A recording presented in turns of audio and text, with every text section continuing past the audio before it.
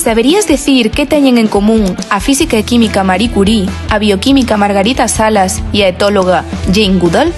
Todas elas son mulleres pioneiras que serviron de inspiración ás novas xeracións científicas. Dende o ano 2015 celebramos cada 11 de febreiro o Día Internacional da Muller e da Nena na Ciencia, unha data para recoñecer o seu papel fundamental e reivindicar a súa presenza no ámbito científico. Por este motivo, no Instituto de Materiais da Universidade de Santiago de Compostela, puxémonos as pilas e organizamos unha xornada de portas abertas para dar a coñecer os proxectos multidisciplinares nos que traballamos no noso día a día. Os investigadores de óptica deron saída ás xornadas cunha serie de simulacións de alteracións da visión. Incluso nos ensinaron como se despraza a luz e cales poden ser as súas aplicacións na óptica e na ciencia de materiais. As investigadoras da Goethe fixeron aparecer fíos de nylon e despois fixeron desaparecer poliestireno para poderlle dar unha segunda vida.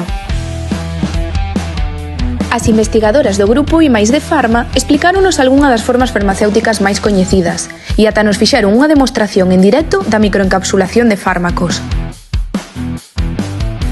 Tamén aprendimos de primeira man sobre as últimas tecnoloxías non contaminantes en automoción, con novos combustibles como o hidróxeno verde, e incluso vimos trens levitar magnéticamente.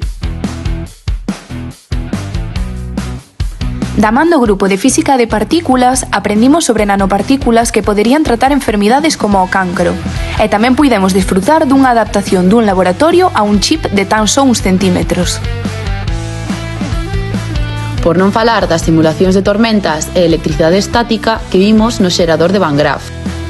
A xornada rematou coa impresión 3D de cerámicas a altas presións que teñen un futuro prometedor na rexeneración de tecidos. O Día da Muller e da Nena na Ciencia é moito máis ca un homenaxe. É unha realidade da que cada vez máis mulleres forman parte.